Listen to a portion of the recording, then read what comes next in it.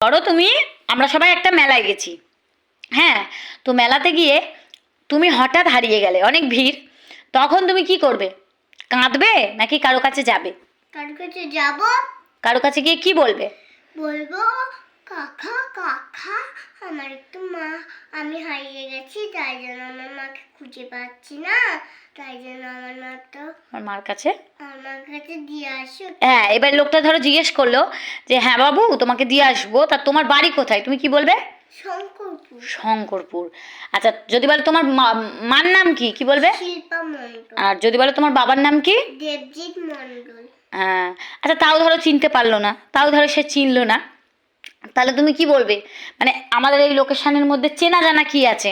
মানে আমাদের এই বাড়ির থেকে এইটুকুর মধ্যে চেনা জানা কি আছে? মানে যদি জিজ্ঞেস করে যে বাবু শঙ্করপুরে কোন জায়গাটায় তোমার বাড়ি, তাহলে তুমি কি বলবে?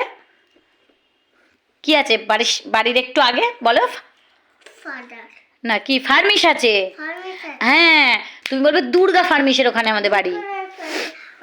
বাড়ি। হ্যাঁ, মনে থাকবে। যদি কোনোদিন মানে হারিয়ে যাও বাই চান্স, ভালো লোকের কাছে গিয়ে বলবে, মানে কোনো একটা কাকু বা কোনো একটা দোকানদারের কাছে গিয়ে বলবে যে আমাকে একটু পৌঁছে দাও বাড়িতে। মনে থাকবে? মনে থাকবে? আমাকে ঠাম্মির কাছে দিয়ে আসো। বলবে তুমি তোমার ঠাম্মির কাছে দিয়েছো। আচ্ছা, যদি বলে তোমার ঠাম্মির নাম কি, কি বলবে? মা। মা। কি মানা? মানা মণ্ডল। মণ্ডল। তা ঠাম্মির নামটা তো বলতে হবে যদি তোমার ঠাম্মির কাছেই দিয়ে আসে, তাই তো? তা তোমার দাদুর নাম কি? বিশ্বজিৎ। হ্যাঁ, ওইটা ভালোই মনে রেখেছো। হ্যাঁ।